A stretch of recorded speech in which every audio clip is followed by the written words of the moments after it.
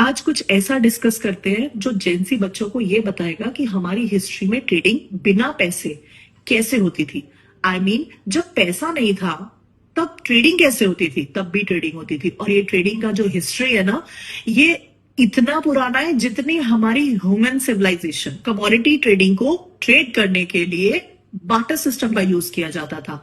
Barter system में क्या होता है, एक सामान के बदले दूसरा सामान देना। जैसे अगर आज मेरे पास दूध है, घी है, मक्खन है, तो मैं उसके बदले गेहूं, चावल, दाल, कोई भी सब्जी दूसरे से एक्सचेंज कर लो, इसको बाटर सिस्टम कहते हैं। तो उस जमाने में जब पैसा नहीं था, ये बाटर सिस्टम के थ्रू ट्रेडिंग होती थी। फिर धीरे धीरे क्या हुआ, पैसा इंट्रोड्यूस हुआ। और जब पैसा इंट्रोड्यूस हुआ तो इन चीजों की कीमतें पैसों में डिसाइड होने लगी। अब ये पैसों में चीजें किसने डिसाइड की, डिमांड एंड सप्लाई ने। डिमांड एंड सप्लाई डिसाइड करता था कौन से प्रोडक्ट की क्या वैल्यू रखनी है।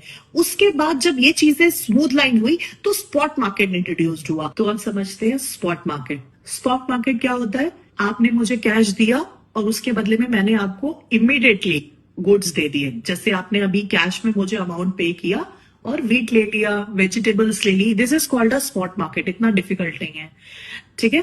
स्पॉट के बाद क्या हुआ, अब मुझे करना है बल्क में डील, बहुत सारी क्वांटिटी में डील। तो उसके लिए मैं रिटेल में अमाउंट देके कैश में डील तो नहीं कर सकती। उसके लिए इंट्रोड्यूस्ड हुआ फॉरवर्ड कॉन्ट्रैक्ट। तो अब समझते हैं फॉरवर्ड कॉन्ट्रैक्ट। फॉरवर्ड कॉन्ट्रैक्ट क्या होता है, इसमें कोई किसी तरीके का ना टर्म एंड कंडीशन डिसाइड नहीं होता, कोई रूल नहीं होता, कोई क्वालिटी प्रीफिक्स सेट नहीं होता, कोई क्वांटिटी लिमिटेड मतलब सेट नहीं होता है। ये एक ट्रस्ट होता है, म्यूचुअल कंसेंट होता है कि मेरे को आज आपसे गुड्स चाहिए, मेरे को सामान बाद में चाहिए, तो प्राइस भी आज डिसाइड हो जाएगा, क्वांटिटी आज डिसाइड हो जाएगी, क्वालिटी पे भी आज डिसीजन हो जाएगा, लेकिन सिर्फ और सिर्फ ट्रस्ट बेसिस पे, राइट। और लेटर ऑन हम लोग डिलीवरी ले लेंगे इसकी।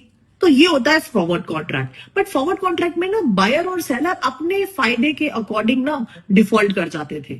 इसी डिफॉल्ट की प्रॉब्लम्स को सॉर्ट करने के लिए फ्यूचर कॉन्ट्रैक्ट बने। यहां पर इंट्रोड्यूस होता है रेगुलेशन। रेगुलेशन इंट्रोड्यूस हुआ रेगुलेटरी के थ्रू।